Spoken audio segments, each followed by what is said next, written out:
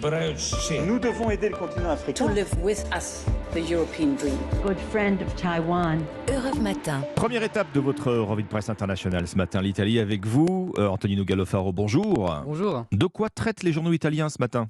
Du procès en diffamation intenté par Giorgia Meloni contre l'écrivain antimafia Roberto Saviano. Il Corriere della Sera a écrit que l'intellectuel s'est retrouvé hier devant un juge pour avoir traité de bâtarde, celle qui est devenue première ministre. L'agence de presse ADN Chronos rappelle que l'affaire remonte au mois de décembre 2020 sur un plateau de télévision. Roberto Saviano s'en prend aux batailles anti-immigration de la chef de Fratelli d'Italia. L'auteur de Gomorra, sous escorte policière depuis 2006 à cause des menaces de la criminalité organisée, risque jusqu'à 3 ans de prison, ajoute le média en ligne Open. L'écrivain n'a pas supporté les images de naufrages de migrants en mer Méditerranée. Le quotidien Le Sole 24 Ore rapporte ses déclarations face à ces morts. Je n'ai pas réussi à me taire. Nous partons maintenant pour la Turquie avec vous, Rémi Trio. Les gros titres de la presse turque ce mercredi.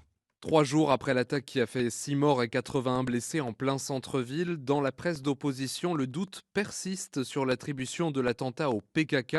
Le quotidien Bilgun rappelle que l'organisation kurde a démenti toute implication, alors que la ressortissante syrienne, suspectée d'avoir posé la bombe, aurait avoué agir pour le compte du PKK.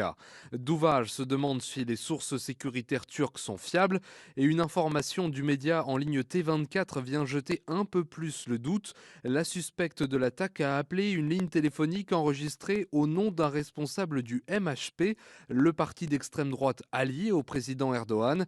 Le MHP se défend en parlant d'une simple usurpation d'identité. Nous sommes enfin en Chine avec notre correspondant Sébastien Le Belzic. Sébastien, à la une de la presse chinoise ce matin. Alors à la une de l'actualité aujourd'hui en Chine, le salon aérien de Zhuhai qui vient de se terminer par une véritable démonstration de force de l'armée chinoise. C'est le Global Times qui revient sur les exploits du chasseur furtif J-20, présenté comme le fer de lance des forces aériennes de l'armée populaire de libération.